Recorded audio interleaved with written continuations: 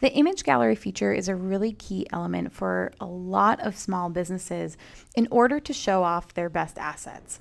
So maybe this is for a nightclub and they pride themselves on their really incredible culture and vibe and everything that they've created, and they want to draw people in, so they want to show it off. Or I like to think of it a lot in real estate, for example. Maybe you're a listing agent. This is an opportunity to show what types of luxury real estate homes you sell, and you can show off your really high quality marketing materials. In general, it's just a great way to showcase what it is that you do best. And of course, why not do this with images? That's what we all want, right? So setting it up is pretty simple. Of course, like always, you're going to add it on the features list here by finding the image gallery in this list. Once you've added it to your application, there's a few ways that you can set it up. Of course, customizing your own gallery is probably the most popular. You would start by adding a gallery. You can give it any type of name that you like. This particular app seems to be focused on nature, so this might be called something silly like animals. Now, the display mode, the grid is going to be obviously a grid. Cover flow gives you the ability to scroll through the images. In this case, I think I like the grid. Adding a thumbnail image is pretty simple. We recommend the size of 200 by 200 pixels, so I'm just going to go ahead and select this. Now, to be honest, this couldn't be much simpler. You're just going to go ahead and upload some photos from your computer.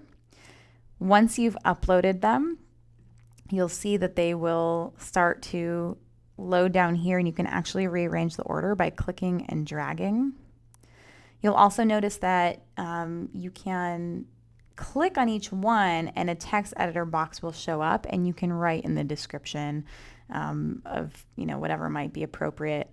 Obviously, I'm just adding animal photos here, but this is your opportunity to really build up the value of what it is you're doing. Again, maybe it's a restaurant. They have the most amazing outdoor lounge. That's what everyone wants to come and visit them for. They're in San Diego. They attract a lot of tourists. Really make it clear what it is that this has to offer.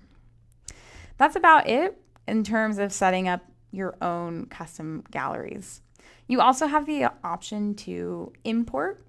This is pretty straightforward as well. Just make a note that if you're using the Facebook option, we're looking for the main Facebook page URL.